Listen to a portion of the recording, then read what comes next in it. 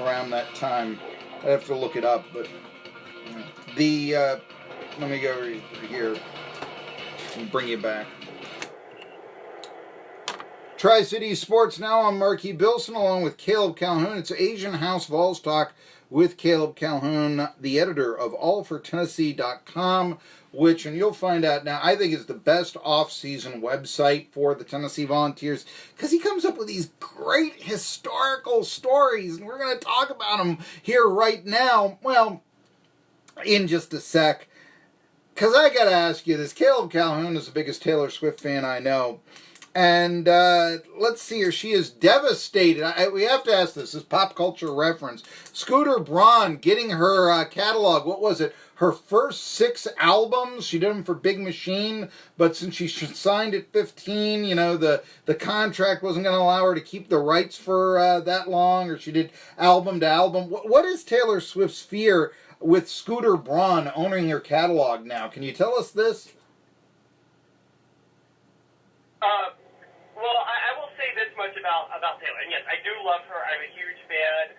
I can't feel as much sympathy for her in this realm, only because Taylor Swift has, and I've defended her rights to do this. She has played cutthroat business with the music industry in the past to try to patent phrases she said and patent different ideas, and she's tried to cash in every way she can. And I've always said, and many times, things where she, you know, she may have said the phrase, but it wasn't some creative control she ever should have had the rights over. And so I would say that, you know, sometimes when you play a little cutthroat business, it can come back to bite you. I mean, it reminds me of, you know, Paul McCartney was super angry when Michael Jackson bought the catalog to his music, but Paul McCartney, that was taking something home to roost because he has been doing that to so many other artists for years, and he just got what was And so I love Taylor, but, you know, if you play cutthroat business, you can't really complain then when cutthroat business is played against you. But, I mean, you know, you mentioned that with Jackson buying the Beatles catalog. I mean, we can still hear, I want to hold your hand on the radio, or, you know, it's not like there's a shortage of that. I mean, I don't think we're going to be not able to hear You Belong With Me or something like that. Tell me, you know, what is the fear? Is it just revenues that Swift would get in, or what is the fear here? I think she had a personal animus with Scooter Braun. I think she understood that her music would be bought, that the catalog could be bought by somebody. I think there's some issues she had particularly with Scooter Braun, which I'm not sure what it is. But yeah, I think that's why I think she ended up being upset. She knew that when she left Big Red Machine that, like, her catalog could be bought. According to her, it's specifically with Scooter Braun. So I understand not liking somebody personally and being mad that they buy the rights to your music. But again, you know, you're right. I mean, she'll still get royalties off it. I'm sure she'll still get some revenue from it. I'm sure she still has plenty of avenues to make money. And I mean, she's worth hundreds of millions, millions of dollars. So yeah, I know. This is one of the things when we talk about paying the college athlete and such. And Caleb Calhoun, I know, even I get into well, they do get that scholarship and all this.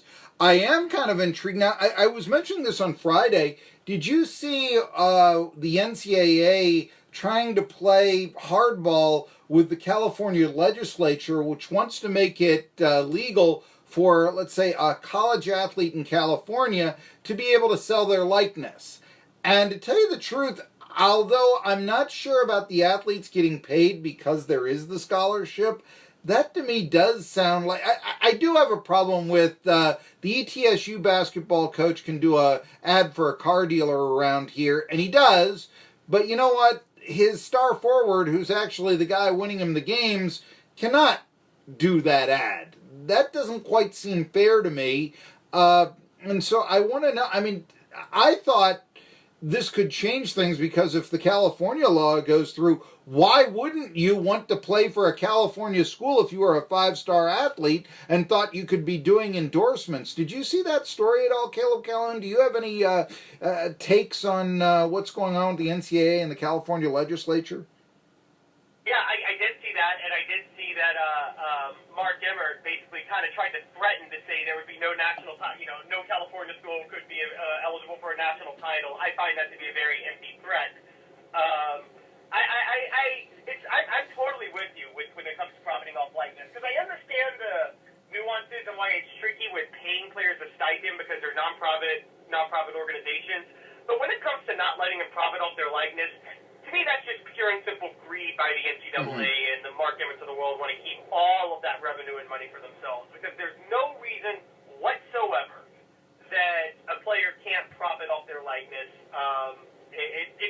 It never made any sense. I always thought that was the most reasonable compromise, because the NCAA football games, the jerseys, every Division I player, if you allowed them to profit off their likeness, would make enough money in college football and college basketball in particular to where nobody would really raise a complaint about them not getting a stipend.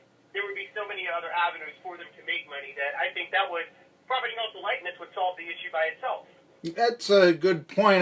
Look, it's just this way. Can you imagine if you you modeled for blue jeans for a department store or something like that, and they put in the paper and all this? You get paid for that if you're a model. You've had some time. It's worthwhile. Again, Ed O'Bannon, that was his thing. Wait a minute. You're selling all these EA sports games with me. You're using me as a model. I'm not getting paid. And I do understand that. I really do. And the other thing that I was going to say about that is I could not understand why you would, if you're EA Sports, you take the game off the market. If worse came to worse, what you do is that you just don't use player likenesses on the box. And if you absolutely had to, instead of using Ed O'Bannon or whoever else's name, you just went UCLA power forward, Tennessee running back. That sort of thing. And you use their stats and everybody knew who it was. Hey, Barry Bonds never signed over his name to be used in the baseball games. They'd just give him an alias. And everybody knew it was Barry Bonds with the 73 home runs who was playing in those EA sports games and such. So, what? For the NCAA games, it would be quarterback number 16. We all knew it was Peyton Manning when he played. Yeah. And so I think the lawsuit ended up addressing that issue, basically saying you're still using their likeness even if you're not using their name, because we all know who it is.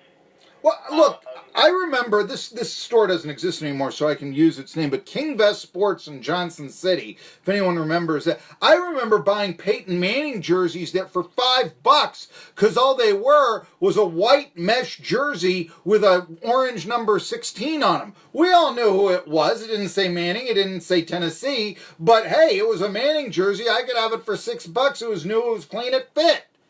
And, that was where you really were taking advantage of the system, I thought.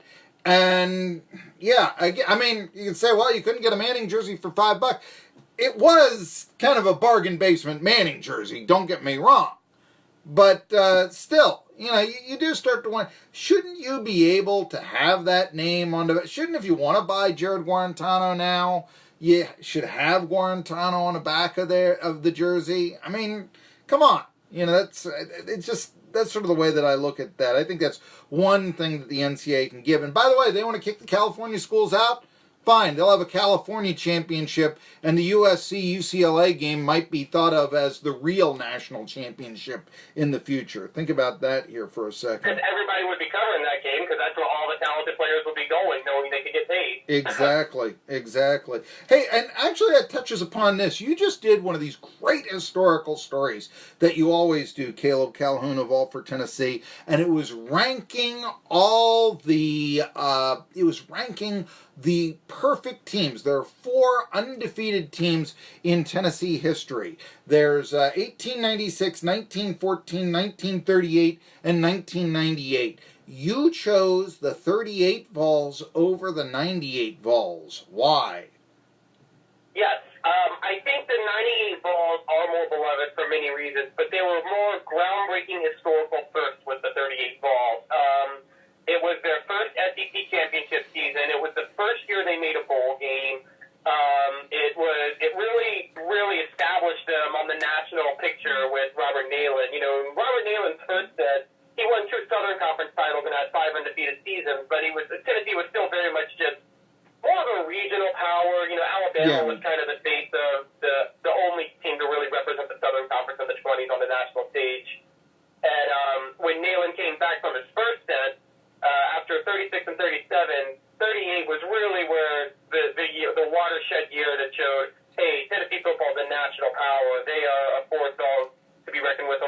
of the elite, and that's when you had some of the who's who of superstar names during that time period. I think the biggest star during that time, personally, was George Cafigo. If he is not hurt in 1939, then the Vols probably finished the whole year undefeated, untied, and unscored on. But without Cafigo, they end up losing the Rose Bowl to USC that year. Yeah, it was 7-3 was the final there. Now, here's something interesting. Everybody talks about Tennessee, the 39 team, being undefeated and unscored upon until, of course, Southern California in the Rose Bowl. And by the way, I should point this out. You mentioned regional and all this. You've got to also understand the time. And this is why that if the NCAA did, I think, kick out the California teams, that a California championship could be looked at as the real championship. And it was in 39, there was, California was much more progressive in terms of integration, certainly, than the Southeast was. And so that Southern California team, for instance, that beat the undefeated, unscored upon Vols, they actually tied UCLA with Jackie Robinson.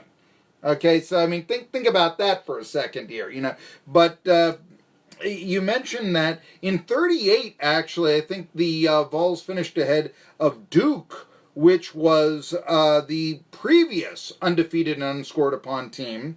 As a matter of fact, although they did get scored upon in the Rose Bowl, I believe, and it was TCU that won the national championship in 38 with Davey O'Brien at quarterback, the Davey O'Brien Award and such. And TCU had played more of a national schedule than Tennessee in 38. I will point that out. But it is kind of interesting you said that, because you are taking, the era of the single wing over the beloved 98 Vols. Was the fact that the 98 Vols won a lot of those games real close, did that have anything to do with it in your mind? No, I mean, when I talk about degree of difficulty in schedule, I still go with the 98 Vols, because, yes, they won a lot of games close, but, I mean, I submit, I would ask anybody to have to deal with what Tennessee had to deal with when it came to the attrition of talent in 98, plus the schedule they had to open the year with, and, I mean, just the fact that they won those games was remarkable enough at that point, and so... I think sometimes people call it, I find it a little misleading when people talk about their close games. Yes, they had because they only had 4 games, when you really look at it, that were within one score.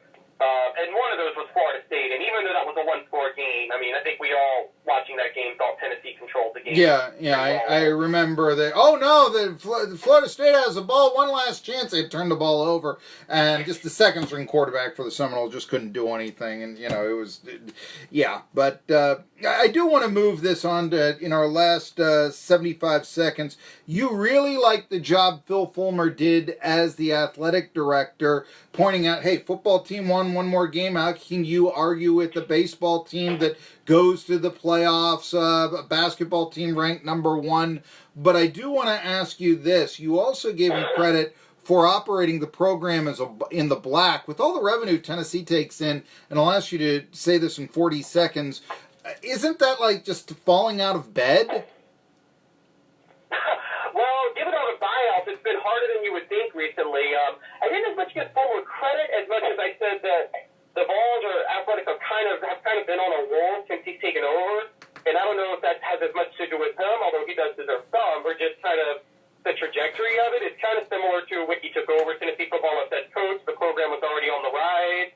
Very similar to when he arrived at Tennessee as a player in the late 1960s. It was already a program that had arrived, and he just was able to be part of a great 3-year run from 69 to 71. So Fulmer just has this magic touch where he takes over Tennessee athletics at the right time every single time. He's Caleb Calhoun. It's allfortennessee.com. Read him there.